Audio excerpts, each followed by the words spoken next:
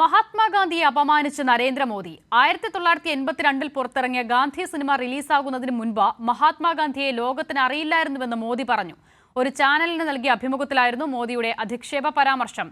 ഗാന്ധിയുടെ ഘാതകനായ ഗോഡ്സെയുടെ പിന്മുറക്കാരനായ മോദിയുടെ വാക്കുകൾ ഇന്ത്യൻ ചരിത്രം അറിയാത്തതുകൊണ്ടാണെന്ന് കോൺഗ്രസ് പ്രതികരിച്ചു. രാഷ്ട്രപിതാവ് മഹാത്മാഗാന്ധിയെ ലോകമറിഞ്ഞത് ഗാന്ധി സിനിമയിലൂടെ എന്നാണ് നരേന്ദ്രമോദി പറഞ്ഞിരിക്കുന്നത്.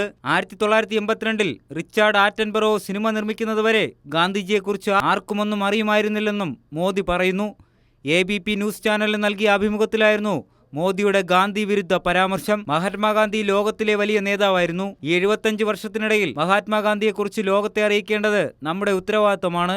ഗാന്ധി സിനിമ വന്നതിന് പിന്നാലെയാണ് അദ്ദേഹത്തെ ലോകമറിഞ്ഞത്. അതുവരെ ആർക്കും ഗാന്ധിയെ അറിയുമായിരുന്നില്ലെന്നും കോൺഗ്രസ് ഗാന്ധിയെ പ്രൊമോട്ട് ചെയ്തില്ലെന്നും മോദി പറയുന്നു. अब सवाल हमारे तीर्थ क्षेत्रों का सिर्फ नहीं है। क्या इस 75 साल में हमारी जिम्मेवारी नहीं थी क्या कि पूरी दुनिया महात्मा गांधी को जाने? कोई नहीं जानता। और जब गांधी फिल्म बनी तब दुनिया में क्यूरियोसिटी हुई, अच्छा ये क्या कौन है? हमने नहीं किया जी। इस देश का काम था, अगर मार्टिन लूथर किंग को दुनिया जानती है, अगर हमारे साउथ अफ्रीका के नेल्सन मंडेला जी को, और ये मानना पड़ेगा जी.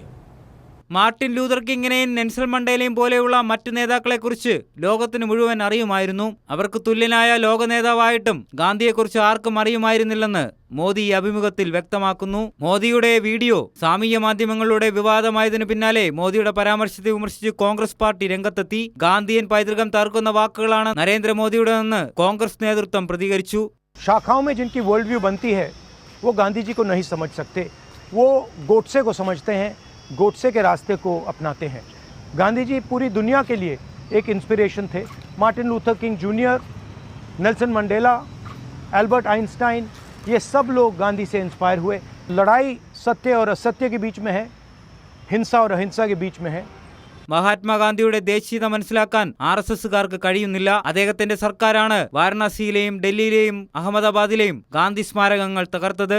RSSകാരുടെ പ്രത്യയശാസ്ത്രം സൃഷ്ടിച്ച അന്തരീക്ഷമാണ് നാഥുറാം ഗോഡ്സെയെ ഗാന്ധിയെ കൊലപ്പെടുത്താൻ പ്രേരിപ്പിച്ചതെന്നും ജയറാം രമേശ് കൂട്ടിച്ചേർത്തു.